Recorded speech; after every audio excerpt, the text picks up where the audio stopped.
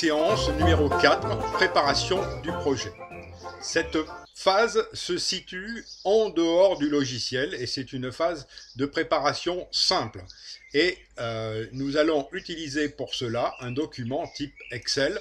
Vous pouvez le mettre en format papier ou le garder sous Excel comme ceci. Ça ne gêne rien, l'un ou l'autre à votre convenance. D'abord, la feuille, on va la baptiser de façon à l'identifier. Ici, balade au port aux cerises. Dans la colonne numéro 1, on a les noms des fichiers. Dans la deuxième, l'ordre prévisionnel dans lequel nous utiliserons le document. Le type de fichier, si c'est de la vidéo, de la photo, de l'audio ou autre, voire un document. Ensuite, les extensions du fichier en .mts, .jpeg, .mp3. Le format du document, qui est ici pour les vidéos que nous utiliserons là, en 1920 par 1080, pour les photos en 3984 par 2240.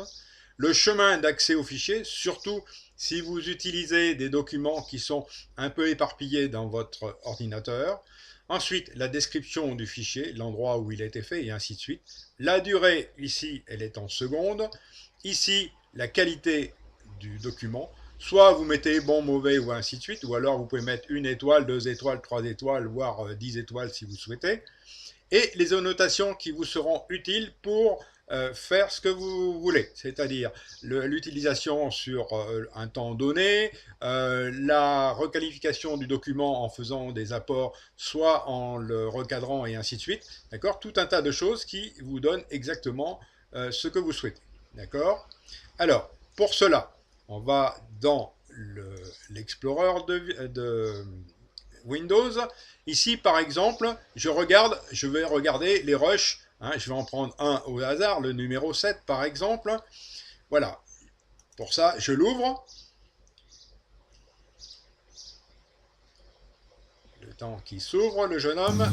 Voilà. Ici, c'est un rush qui est fait dans le parc du Poney Club. Les choses sont intéressantes, là par exemple, c'est uniquement sur la partie arrière, vous voyez, la jeune femme est à l'intérieur du parc, elle essaye d'apprendre à son poney à sauter. Voilà. Et on peut remarquer que ce rush aurait besoin d'être recadré, il n'est pas très droit. Donc je ferme, et pour vérifier, je vais ici dans Propriétés du document, je vais dans Détails et je vérifie. Ce document a une longueur de 47 secondes. Il est en longueur de trame de 1920 par 1080 et par 25 images secondes. Ce que je vais reporter sur ici, sur mon document. 1, 2, 3, 4, 7. Voilà. Ensuite, c'est de la vidéo. Voilà, il est en .mts. Il est en 1920. Ici, il est dans les rushs. Je ne me fatigue pas. Copier, coller. Il fait 47 secondes. Voilà. Et il n'est pas mauvais. D'accord? On avait vu qu'il était dans la lumière et il n'y avait pas de souci. Donc, et moi, je mets utilisation de la dernière partie uniquement. Voilà. La première partie, il n'était pas bien, il était un peu de travers, et j'ai oublié de marquer à redresser.